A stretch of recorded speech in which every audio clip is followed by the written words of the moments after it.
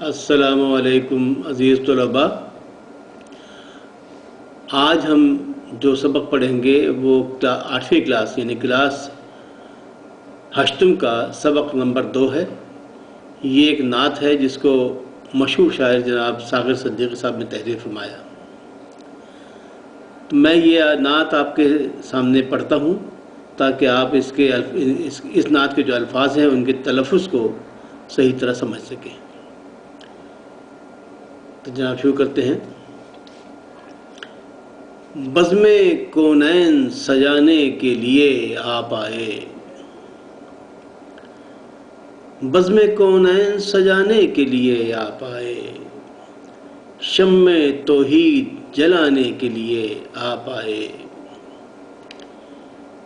ایک پیغام جو ہر دل میں اجالا کر دے، ساری دنیا کو سنانے کے لیے آپ آئے، اور ایک مدت سے بھٹکتے ہوئے انسانوں کو ایک مرکز پہ بلانے کے لیے آپ آئے،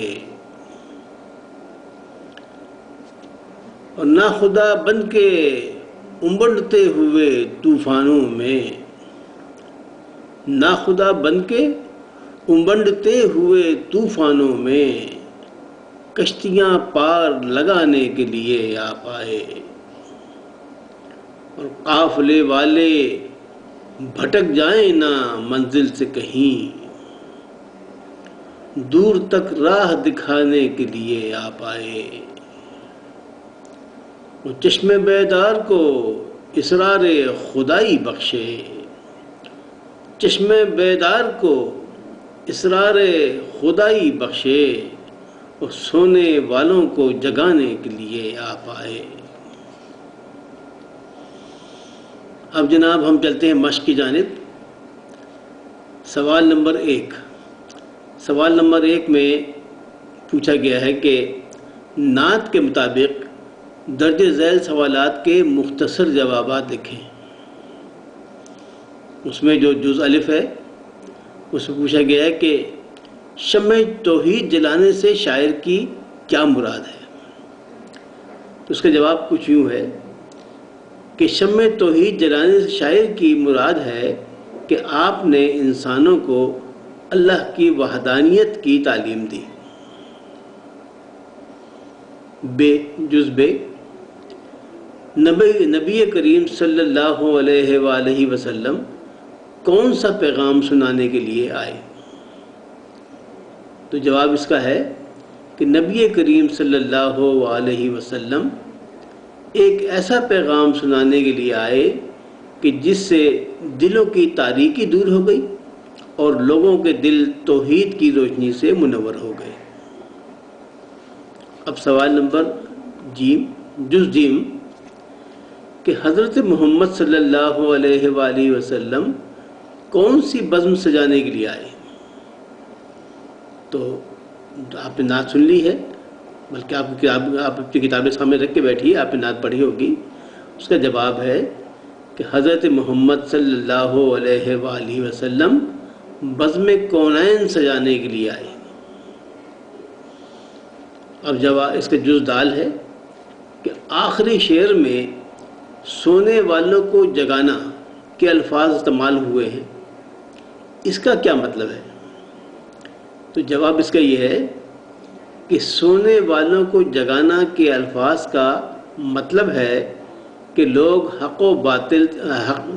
حق سے لا علمی کے باعث خواب غفلت میں مبتلا تھے۔ حضور صلی اللہ علیہ وآلہ وسلم کے پیغام حق سے لوگوں کی آنکھیں کھل گئیں۔ اب جناب سوال نمبر 2 کی طرف چلتے ہیں۔ سوال نمبر 2 میں پوچھا گیا ہے کہ نعت کے لیے درج ذیل الفاظ کی مدد سے جملے مکمل کریں، اور وہ الفاظ کیا کیا ہیں؟ کونین، اجالا، بھٹک، بیدار، بزم، توحید، ناخدا اور امڑتے۔ اب ان الفاظ کو ہم نے استعمال کرنا ہے، جملے مکمل کرنے ہیں۔ یعنی وہ خالی فل ان دی بلینکس جسے کہتے ہیں، یہ وہ ہے خالی جگہوں کو پر کرنا۔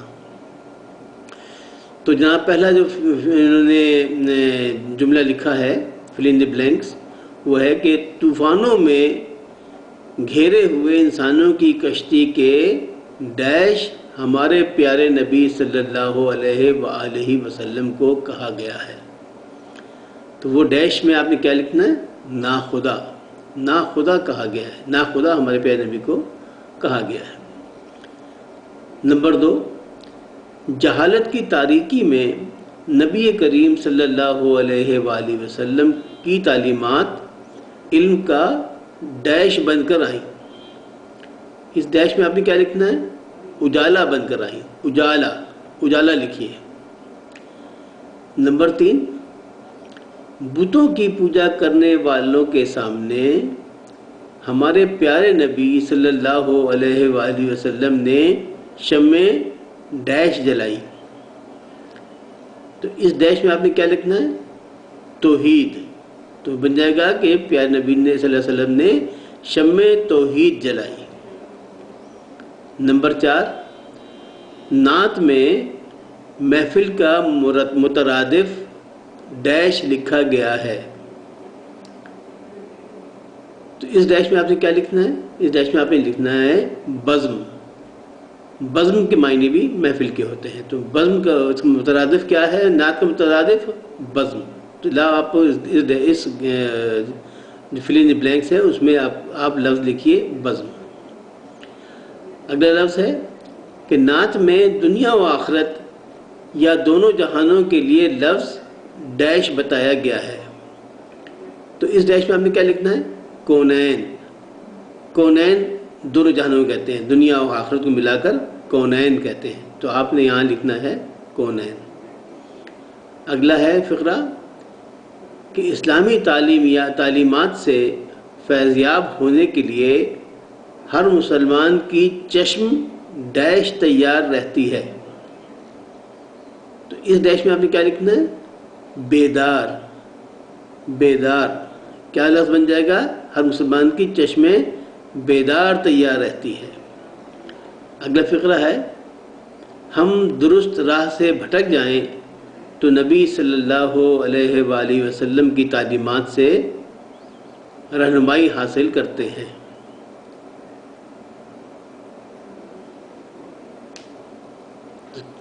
ٹھیک ہے جی، تو آپ نے یہاں پر جو کیا لکھنا ہے؟ بھٹک۔ بھٹک یہاں پہ جو لفظ تھا وہ ہے، وہ جو فل ان دی بلینکس تھا وہ تھا بھٹک۔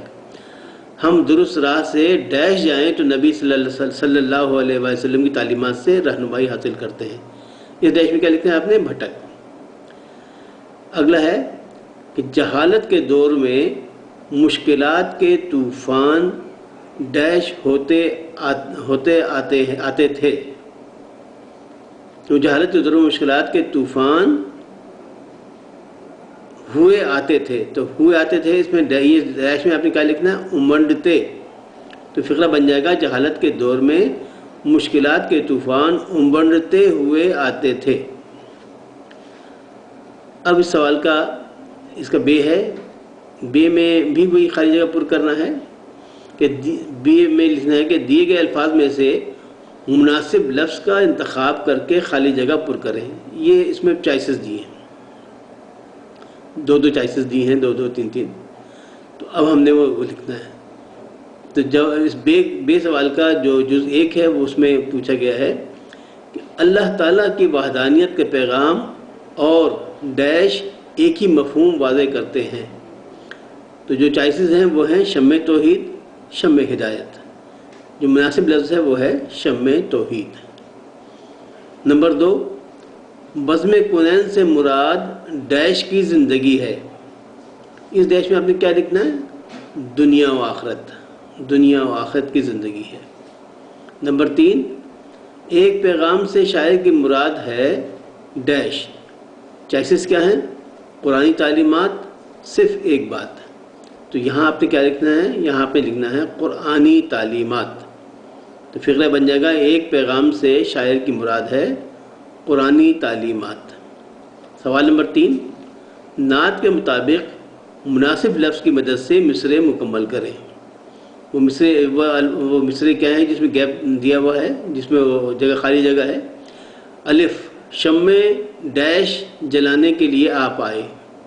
یہاں آپ نے کیا لکھنا ہے؟ شمع توحید، توحید کا لفظ آپ نے لکھنا ہے، شمع توحید جلانے کے لیے آپ آئے۔ بے، بن کے امڑتے ہوئے طوفانوں میں، تو آپ نے اس گیپ میں کیا لکھنا ہے؟